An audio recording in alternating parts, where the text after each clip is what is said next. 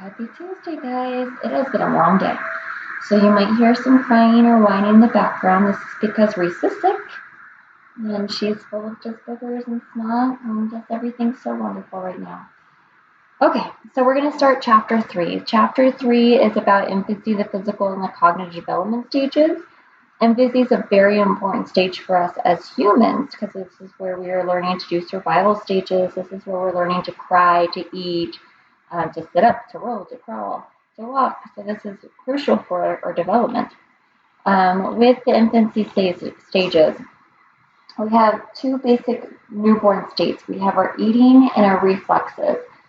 With your reflexes, this is an automatic response or action programmed by us. This is present at birth and it promotes survival. So with our reflexes, some of the very common ones are rooting, which is rooting around to try to get a nipple, sucking in order to suck in milk or food in order to keep us healthy and alive, and grasping. So rooting is when, say, your baby's laying on your chest, and all of a sudden it's like trying to nuzzle. They're trying to nuzzle in order to get that nipple in their mouth so they can get food. Eating changes throughout infancy. So when they're first born, they solely or only eating milk, or drinking milk, I should say. By about 5 to 6 months, they're starting to introduce a little bit solid foods for them. And then by one, I know with my girls, by 1 year old, that then they were pretty much solely on just solid foods. That was it. They had maybe milk in a regular sippy cup, but we weaned them off pretty early. That's also with the binky. So breast milk, this is a very controversial topic among moms because some moms are like, no, you can only do breast milk only. That's the only good thing for your baby to eat. You don't give them bottle fed. That's a crock of load of poo because for me personally, I tried my hardest to breastfeed my babies.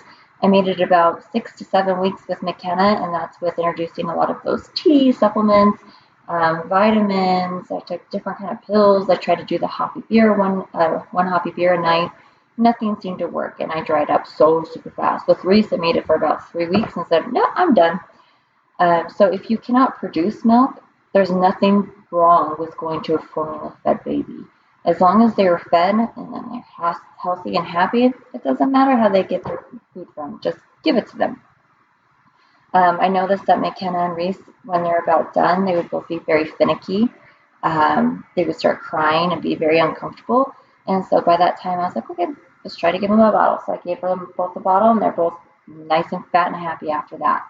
There is a positive correlation when it does come to breast milk, though. This is for the fact that our breast milk, I'm not sure what happened. Our breast milk is made just for our babies. It helps build their immune system. They say that there's a positive correlation between brain development and they appear to be superior in late elementary school, which I don't know how accurate that is, or whatever they like to say. But there's a lot of breastfeeding challenges. One of the main are because moms have to go back to work now in order to support their family. There's negative cultural attitudes towards breastfeeding in public, particularly. People shun others. I was one that I always covered up or went to an area where it was a bit more secluded. But I mean, my best friend Tara used to just whip it out in the middle of nowhere. She's like, my baby's hungry. I'm like, whoa, there's a booby just popped out everywhere. So some people just don't care. Lenora, my hippie friend that gave birth in a bathtub, a little kiddie pool in our living room, she did that too. She's like, well, it's just like if I'm hungry, I'll just pop out a granola bar. My baby's hungry, so I'm just going to pop out my boob. Um, Breasts are not supposed to be looked at in a sexual manner, even though we all know society says otherwise. They're made to produce food for our kids. That's pretty much it.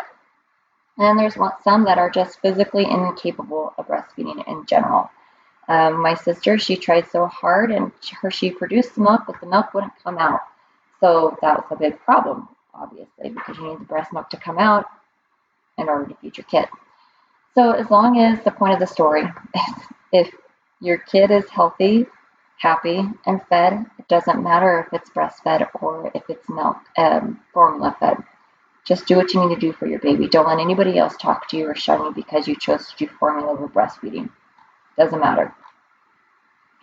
We have first signs of communication signals. So these two are going to be on your quizzes. We have crying, which is a lifetime peak at about 5 weeks.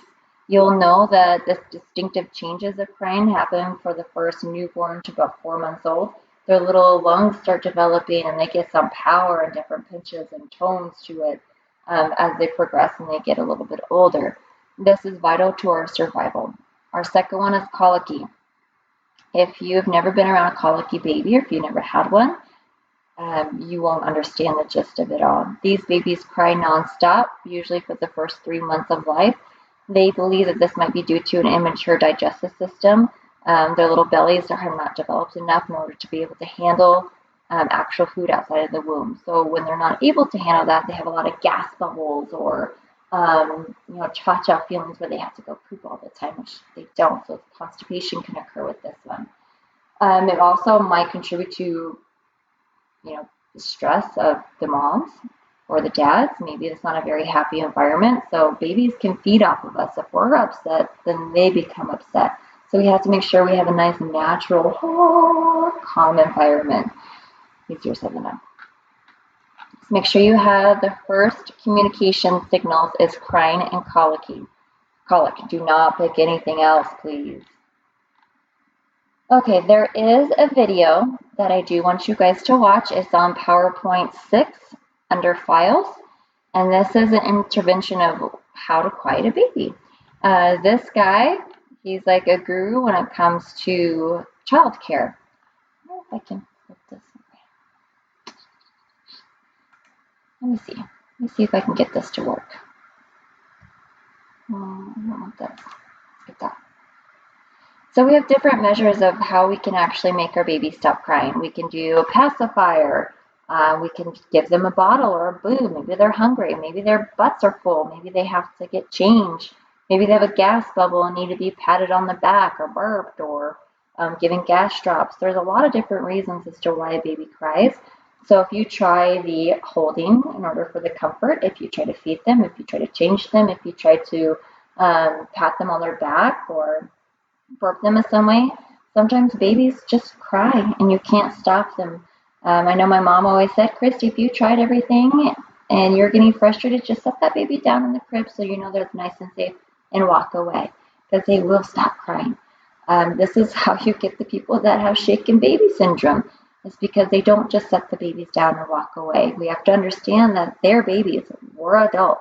We can have control of the situation and get away from it if we get a little bit overwhelmed. They don't know better. They're just babies. I know with Reese, even though she's 3 years old, she can still be a little terror at times. I don't know if I can flip this bad boy around. I don't think I can.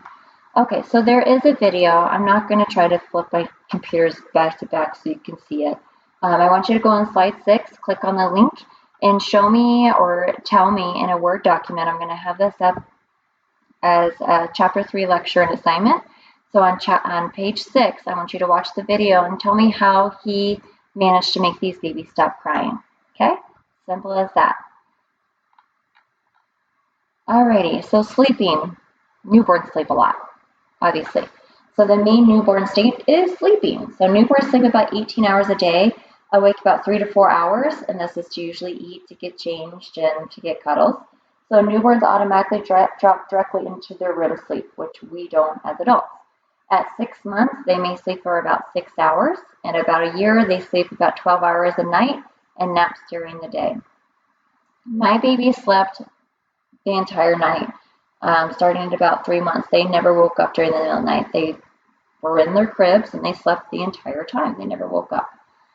So if you hear people say, you need to wake up that baby and feed them every 2 to 3 hours, don't wake up a sleepy baby. Let that baby sleep. Once they're hungry, you'll know because they'll start crying. Okay, interventions. We have ways to help soothe the baby, like we've already talked about. So bidirectional influences, so this is sleep deprivation, contributes to irritability in parents and infants. By 6 months, upon awakening, infants can self-soothe. So we have the baby direct method, where we can set them down and we walk away because they need to start to learn how to self-soothe. This is sucking on their fingers. This is playing with their toes, and this is maybe making themselves go to sleep.